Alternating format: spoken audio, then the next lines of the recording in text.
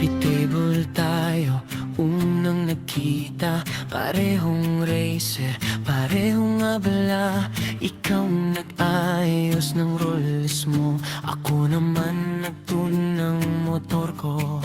Sa bawat lap na sabay nating pinapanood, may kaba na di ko maipaliwanag. Kaya isang araw naglakas loob ako, tinanong kita kung pwede bang tayo. Ngumiti ka lang at dahan-dahan sinabi, hindi ko pa alam, pero baka pwede. Kaya tatakbo ako hanggang finish line, bawat race para mapansin mo lang. Kung sa track man makarating ang kotse ko, sana doon din ang puso mo. At kung sa track man ako matalo sa laban ng bilis at gulo, isang podium lang ang mahalaga, ang podium sa puso mo.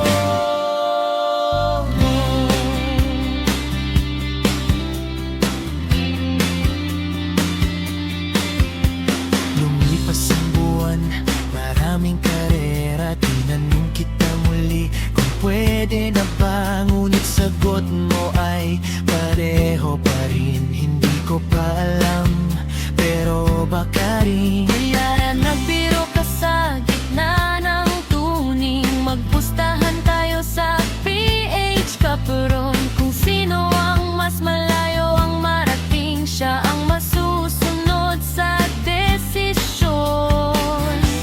Tumawa ako at agad pumayag. Hindi ko alam, finals pala ang aabutin.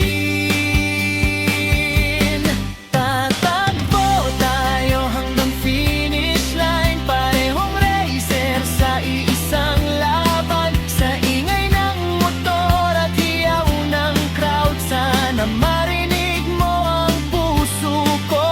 Kung manalo man o matalo sa track ng pangarap natin, isang podium lang ang mahalaga, ang podium sa puso mo.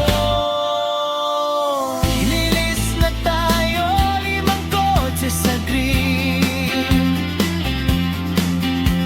Tahimik ang arena, lahat ay kabado. Bago pa magsimula ang final round, lumapit ka at bumulong sa akin. Okay na tayo na.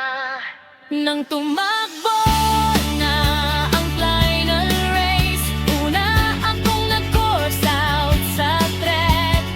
5th place lang ang pangalan ko sa scoreboard ng araw na yon. Pero nang bumiti ka sa tabi ko, alam ko na agad ang sagot. Sa pihakap man ako pang-5, first place ako sa puso mo. Nabitin man sa gitna ang laban, podium pa rin sa dulo ng kwento. Sa track ng mini 4-wheel drive, natagpuan ko ang finish line ng puso mo.